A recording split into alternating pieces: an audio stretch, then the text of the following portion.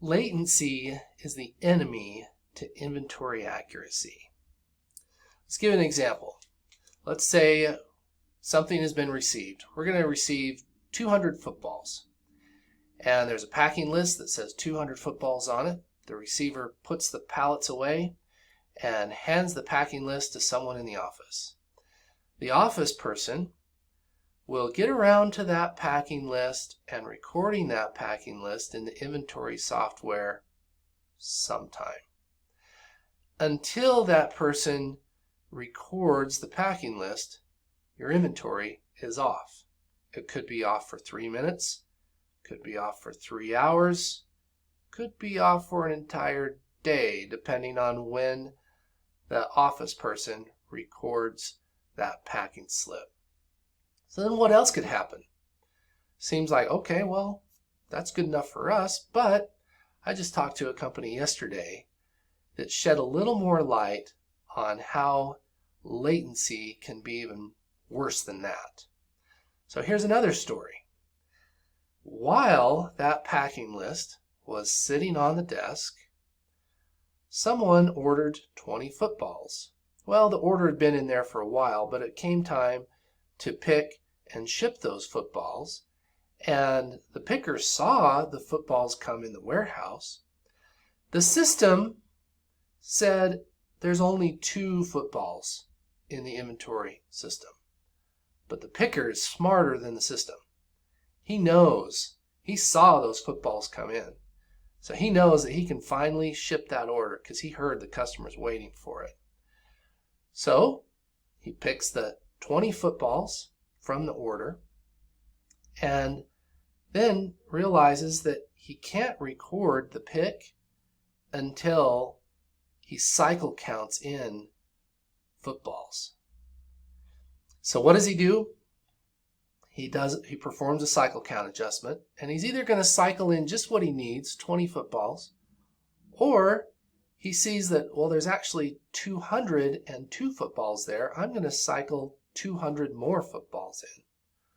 So being proactive and wanting to keep the system accurate, he cycles in 200 footballs while that packing list is sitting on someone's desk in the office. But now he can fulfill the order, pack it, make the customer happy. That's what we want to do. We want to make the customer happy, and so he'll ship out 20 footballs, bringing the total of inventory down to, what's that, 182 now we're at. Well, Susan or Larry or whoever's in the office and is responsible for recording that packing list now sees that it's there and says, oh yeah, I'm going to record this, and receives 200 footballs. Now we have 382 footballs. The person in the office didn't go out in the warehouse to see what was going on. The person in the office had no idea that that sales order was shipped out. They just put in the packing list.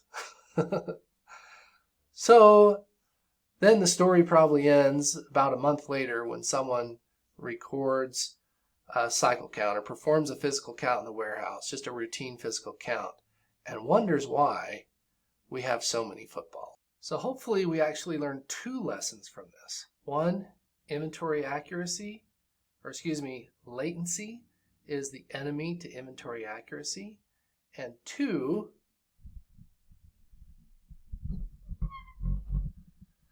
the person that touches the inventory should be the person that records the activity. That's right. The person that touches the inventory should be the person that records the activity. That's going to eliminate latency. And of course, if you have a mobile device, that would help too.